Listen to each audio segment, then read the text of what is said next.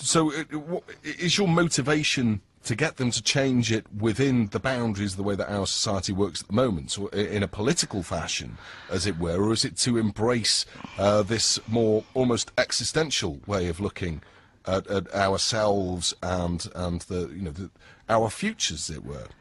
I think the first thing we need is we need to increase scientific study of many things, because science is the only thing that is going to save us. And we need to get politics out of science. That's the first thing. And we need to give them some freedom to work on what really matters and to quit controlling science, politically speaking. And then we need to listen to the consensus of scientists. And I think that's the first thing we need to do. And as far as politics, well, I'm not too sure that anything can be done politically. It's, I'm not really... I couldn't even suggest anything along that line except to get rid of the psychopaths, but that has to be done through science. I mean, the only way you can deal with politics is through science. Indeed. And what are you working on at the moment? You mentioned that you just, or at least you're in the process of working on something else at the moment. How do you extend this work further? Well, I'm kind of zeroing in on one particular aspect of something I mentioned in Secret History, which is the origins of our religious beliefs, which is Judaism, which began with, supposedly with Moses, Abraham, etc.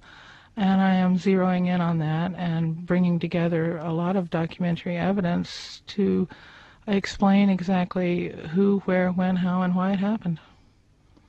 And if, I don't know whether you're familiar with our bookshops in the United Kingdom, Laura. I mean, if people come into a bookshop, as I mentioned right at the start of our conversation tonight, books like music tend to be grouped under pigeonholes. So where will people be able to find your book in the bookshops, and under what heading does it go? Is that a cause of frustration? From that exhalation of breath, it sounds like it might be. Yeah, because there's so much science in it, and yet there is a certain amount of paranormal, there's parascience, there is religion, there is alchemy, there is it's just really a no niche book. It's funny, whenever we talk about science, particularly on this program, increasingly the scientists that we talk to want us to embrace science, I don't know, maybe more holistically, look at it not as strict disciplines, to make sure that we're aware that all of these things do join together. Right. So are we moving away from, is this a good thing as far as you're concerned, moving away from regarding the sciences as strict disciplines and maybe realising that they interact and intertwine? One of the big problems that I've seen as I've gone through the scientific literature, and I've been able to consult with scientists directly for some of the material in the book, and to ask questions and to have my questions answered by the experts in the field.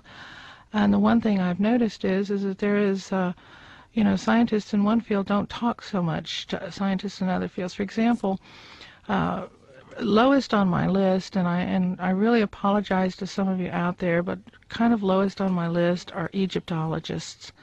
I'm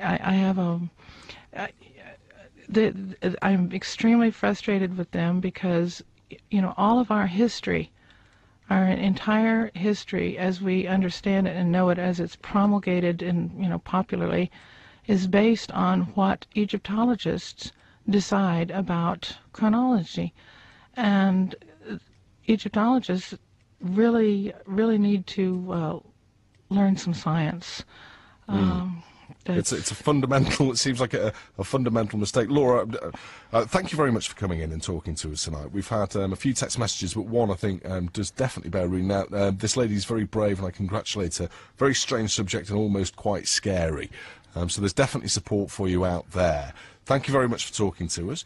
And The Secret History of the World and How to Get Out Alive by Laura Knight-Jadczyk is published by Red Pill Press.